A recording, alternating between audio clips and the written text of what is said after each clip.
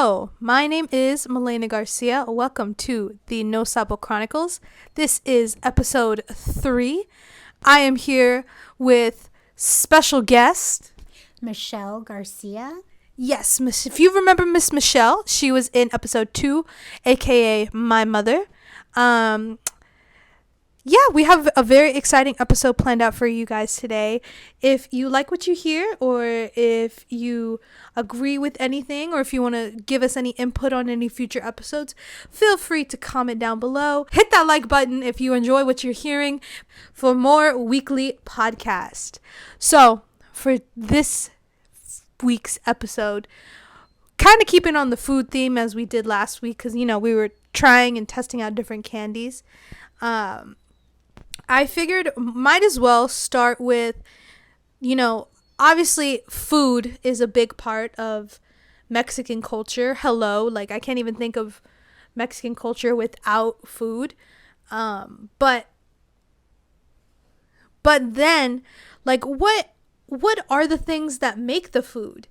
What are the different dishes? Because obviously not everyone's using the same H-E-B 24 pots and pans, right? So I am here with my mother today, who grew up in a more traditional Mexican household. And she's going to be kind of teaching us a little bit about some of these dishes, or some of these, really dishes, actual dishes, that are kind of a necessity in a Mexican kitchen. Right, Mom? Yes. So starting off, what would you say would be the number one thing that people need? I would say the comal, which is a tortilla griddle. Yeah. Yes. And how often do you have to clean it or anything? Well, you only need to clean it if you're going to use grease on it or some bacon or something else on it, but it's more just used for your tortillas, the flour tortillas, the corn tortillas, which, tortillas de mano, which means handmade tortillas. Mm-hmm. And what setting would you have to put it on to make the perfect tortilla? Well, it depends. If you like them soft and fluffy, you'll have it on low and you'll just kind of flip it every now and then. But if you like them tostaditos, which is more crispy on the outside but yet still soft, then you'll kind of put it on the medium heat and just flip it back and forth until it gets nice and toasty. Mm-hmm. And we don't use tongs in this household, right? No. You flip it with your hands. Your hands, your fingertips. And as you just get used to it, you just get quicker with it. But if you want to start out with it, you can go ahead and use a spatula, but something that's safe heat-wise to use. Right. Mm-hmm. But not a metal fork. Never use a metal fork. I guess if that's all you have, you could. But I still prefer your hands. That's the real way. That's just straight up hands. Just straight up fingertips. Yeah. Make sure they're washed, though. Yes. Of course. And in time, you'll notice that your fingertips start getting shiny, where it's... you lose your fingerprint. You lose your fingerprints. Yeah. Do you see that? Yeah, I don't have that's any. True. I don't but have you are a hairdresser as well. Yes, so but yeah. Mm-hmm. Yeah. No, some of my coworkers, like Pati, mm-hmm. She's, for those listeners, Pati is a sweet, amazing angel that I work with. She's the sweet, beautiful angel who is from Mexico. But she, her hands, although her hands are stiff with arthritis, I know I've seen her fingers, she has no fingerprint. Yeah.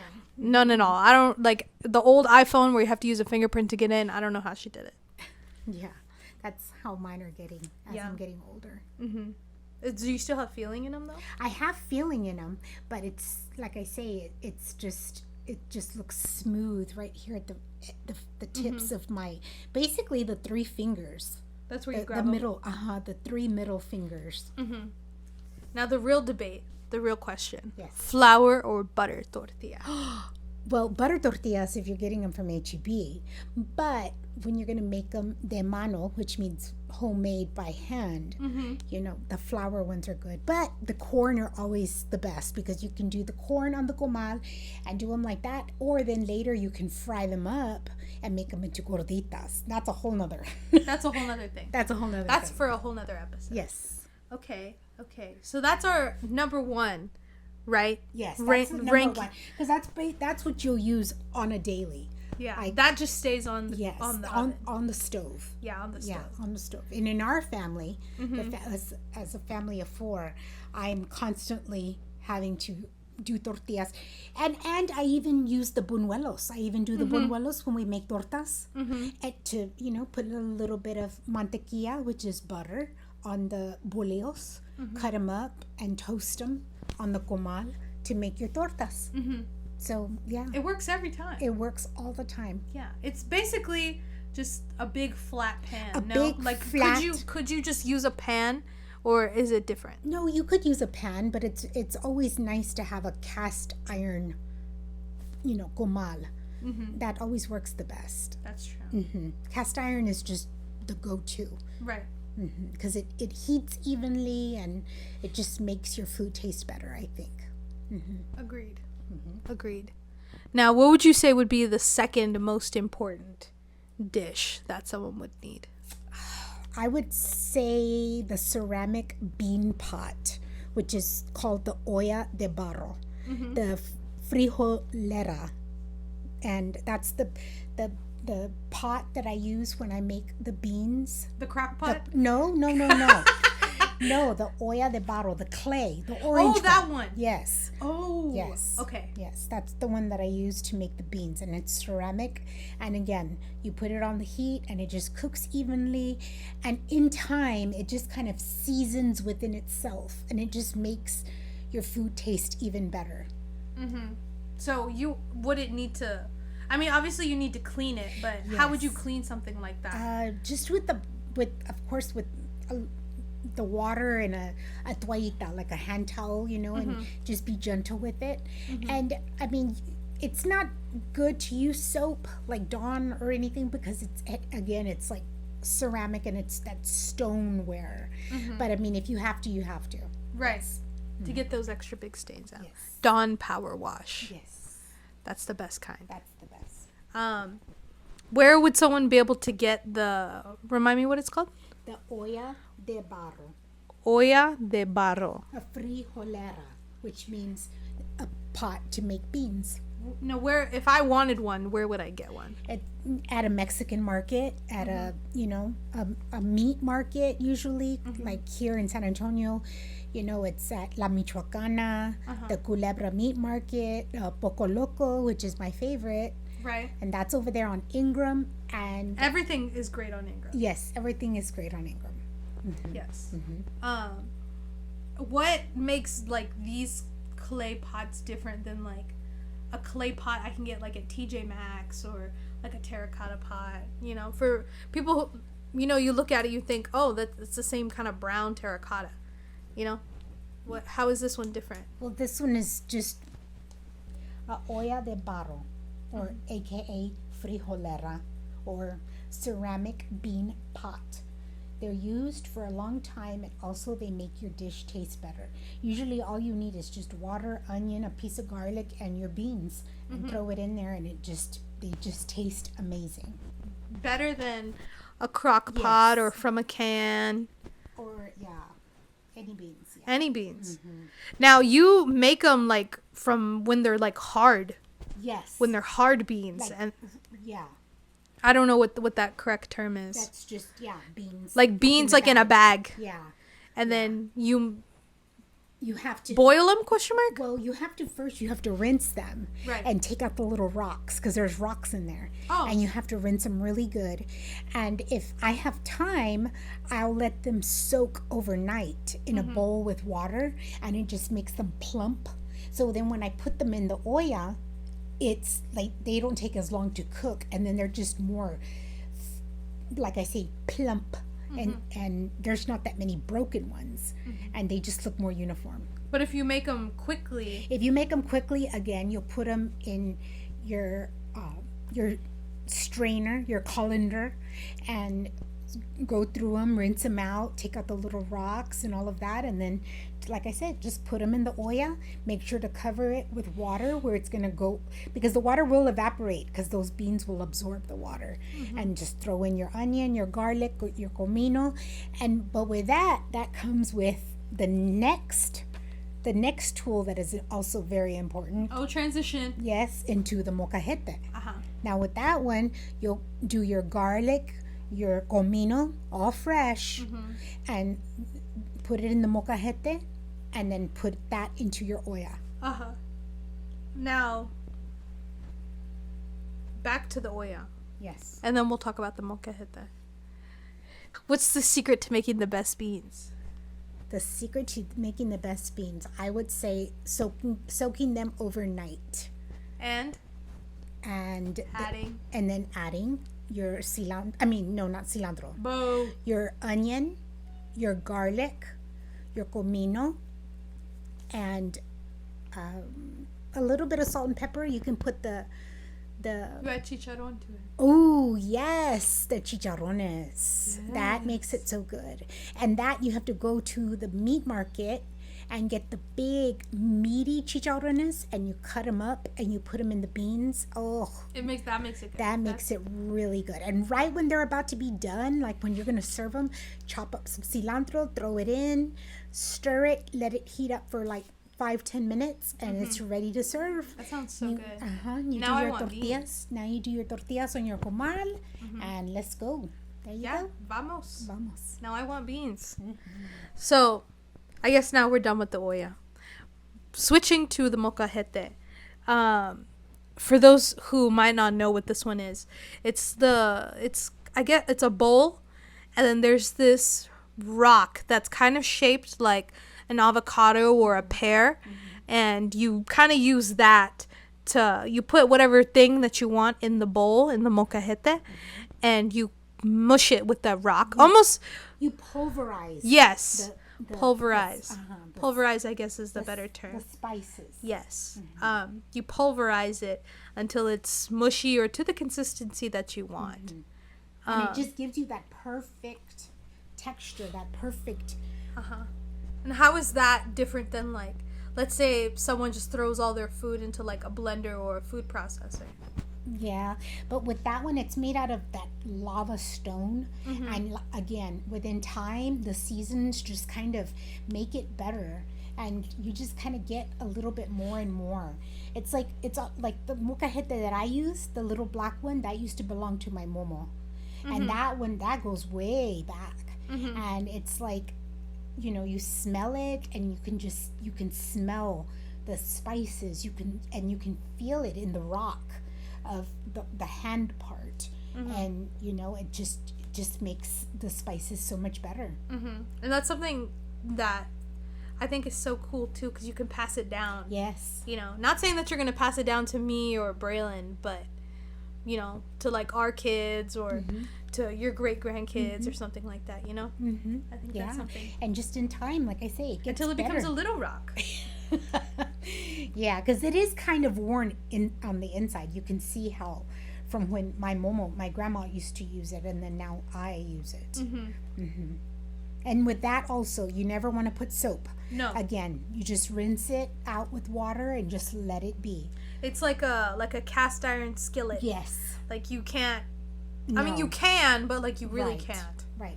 And also, you can make chile in it. Roast up your jalapenos, your serranos. Put that into your comal. The same with the garlic and the comino, and smash it up, and let's go. Get me some chips. And it's good too. It's a It serving is. bowl. Exactly. I know some. I can't name any, but I'm sure there's some like Mexican restaurants that That's just how they serve do it at the Riverwalk. At the They do- Riverwalk. Yes. They You get the full Mexican experience. They do the guacamole and the chile all in the molcajete there at your table. There you go. Go to the Riverwalk, get the full experience. Or just get your own. and do it at home. There you go. As we do. There you go.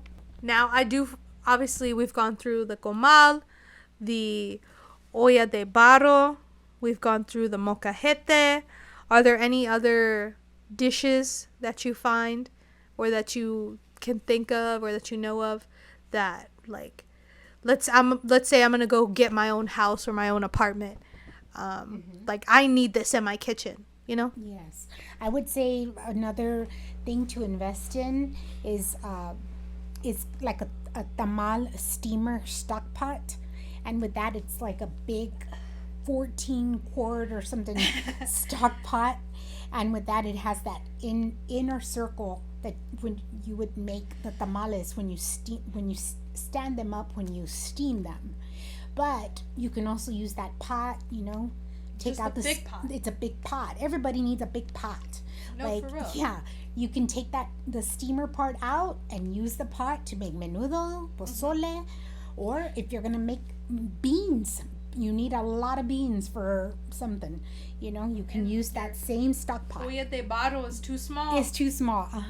You'll use the big stock pot. But like I say, with that one, it has the steamer in it, and that one's always the go-to, especially during the holidays, because family gets together. You make tamales. You just make all the amazing food, and that's the pot that stays out. A giant pot. A giant pot with the lid. With the lid. Yes. Don't lose the lid. Yeah. Well, it has the lid. You have to close it to steam the tamales. Right.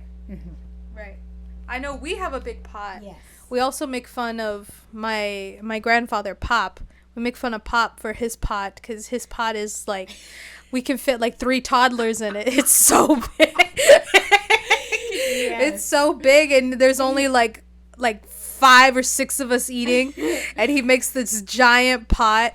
And I'm like, oh my God, Pop, we don't need it. Remember, all the tias and the tios, everybody comes and gets a plate. I know, everyone comes to get a plate, and then they take it home. yes, So and then I look, and then there's no menudo left over, and I'm very sad. Yes, because when you make something like that, you have to share. Yeah.